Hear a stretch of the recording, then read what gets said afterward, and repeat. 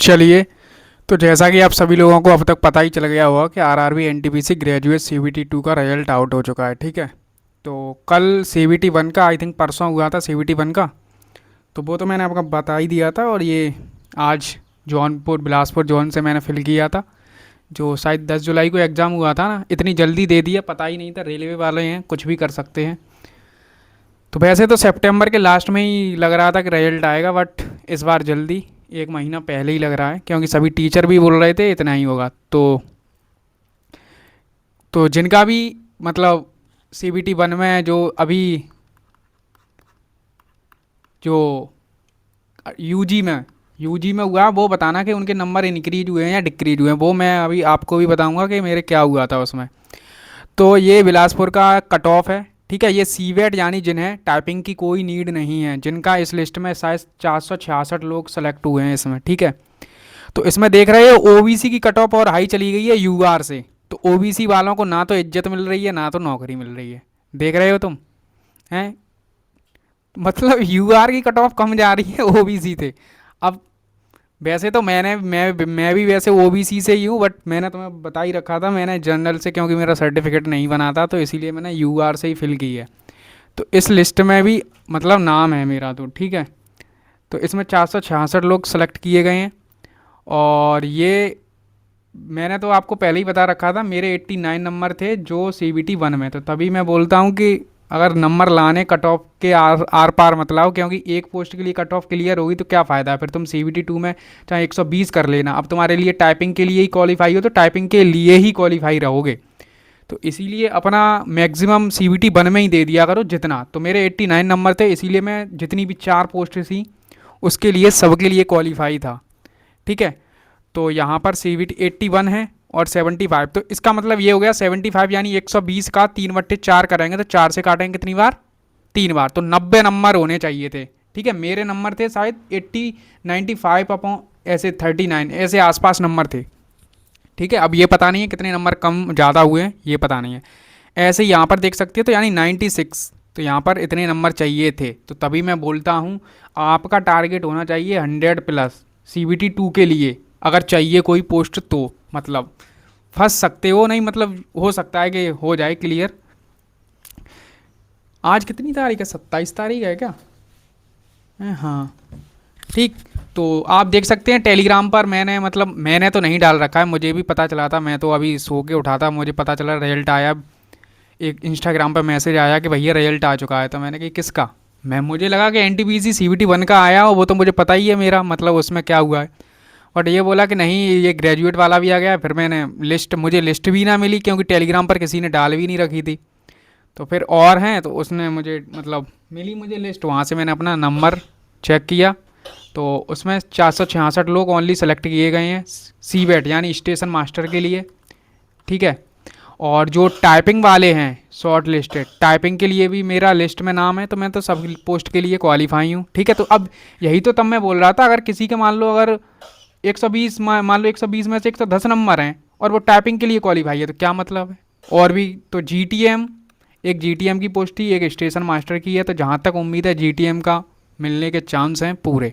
ठीक, ये मैं अपना बता रहा हूँ। एनटीपीसी जो सीबीटी 1 यूजी हुआ था 7 मई की सेकंड शिफ्ट थी, तो मेरे नंबर थे रॉ 81। ठीक है, तो 81 पे यार कौन नहीं सोचेगा मतलब सीबीटी 1 क्लियर हो जाएगा।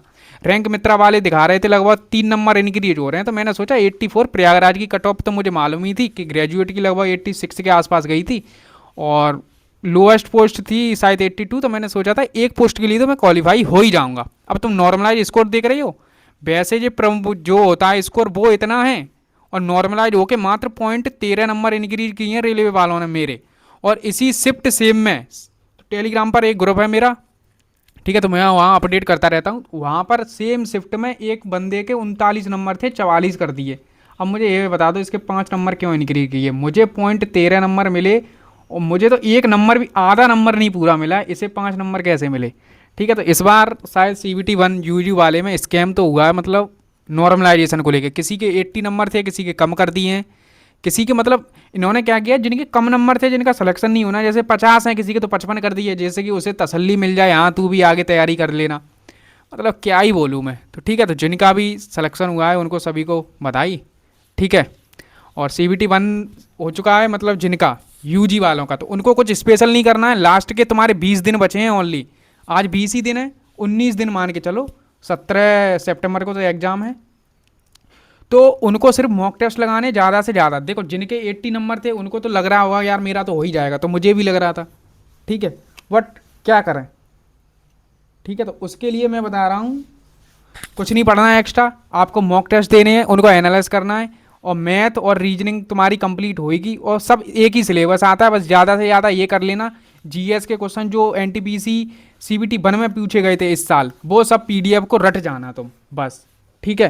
तो सही रहेगा, और तो कुछ नहीं है, बस यहाँ पर और मिल जाते थोड़ा 1-2 नंबर, 83 कट ऑफ थी, तुम बताओ।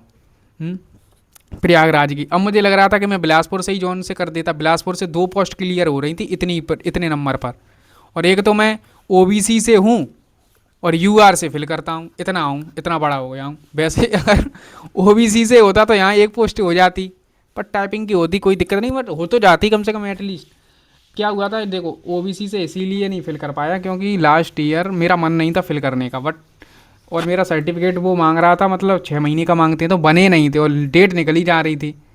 फिर फिर मैंने कहा सोचा चलो यूआर से ही कर देता हूँ, कट ऑफ में अंतर ही क्या रहता है, 1-2 नंबर का रहता है, बट 1-2 नंबर से अब पता चलता है कि 1-2 नंबर से होता क्या है। वैसे तो मैं, तुम्हें मालूम है, इस बार कंप्यूटर में 1-2 नंबर से सीरियल की वजह से रहा, ठीक है। लास्ट ईयर भी सीरियल में, मेंस में तो 2 बार सीरियल दिया है, दोनों बार मेंस में 1-2 नंबर की वजह से। और लास्ट ईयर मैंने CBT 2 यूजी का दिया था, उसमें भी शायद मुंबई जोन से मैं 2 नंबर से रहा, बट इस बार ये, तो इसीलिए लगे रहना, जो भी थोड़े बहुत जो लगातार पढ़ रहा है ना, धीरे धीरे धीरे धीरे कहीं ना कहीं तो उसका होगा ही, ठीक है।